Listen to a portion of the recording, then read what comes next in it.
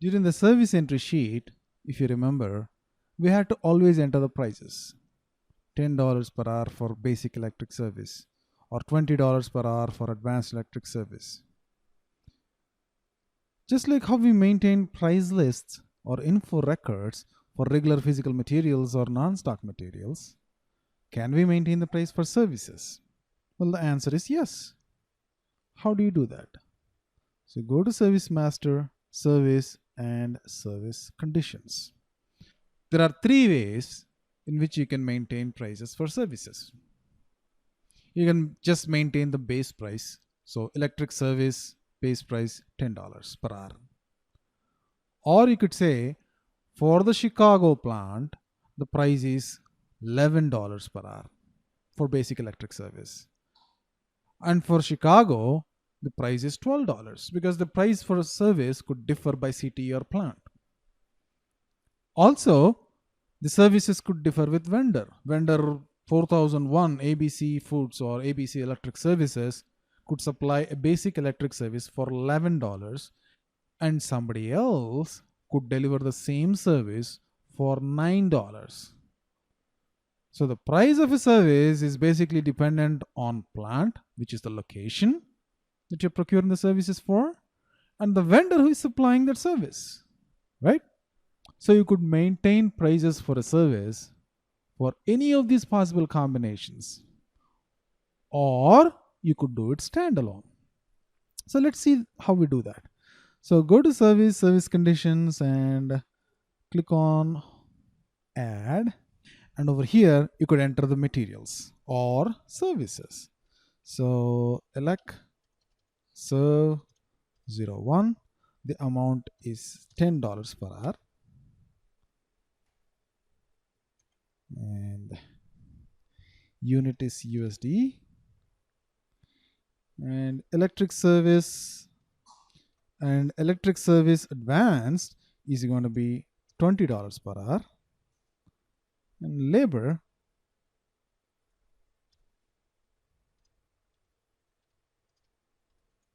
is going to be $10 per hour, right? You can save it. Now go back and try and maintain the same prices with plant or without plant. So without plant is going to be like this. So for purchase org US01, so for vendor 4001, basic electric service is going to cost say $12, and advanced electric service is going to cost $22, and labor is going to cost say $9. Okay, save it. Also, you could create it for a combination of plant and material. So for vendor 4001, if it is Chicago plant,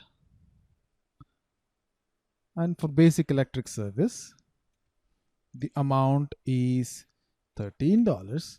So Chicago say is expensive, and advanced electric service is so much, labor is say $12, and save it. Now you could maintain this for the same vendor for a different plant, say Seattle plant, if you have created a Seattle plant with a different set of prices. This is how you maintain prices. Now if you create another purchase order like so, ME21N, vendor account assignment K, item category D, we call it pump repair for a quantity of 1, and the services that are required are basic electric service, admin department is going to cover the costs. You see the prices automatically come up here, right? And where is this coming from? This is coming from the prices that we have maintained. So let's see what we have done in this chapter. Every time a service material was being entered in the service entry sheet or the purchase order, we had to enter the price, right? Otherwise, it was showing that message. So, just like physical deliverables or non stock materials, can we maintain a price list? So, for physical materials like raw materials or non stock materials, we maintain the prices in the purchase info record. For service materials, we maintain the prices in Service Master. We can maintain the prices in three different ways.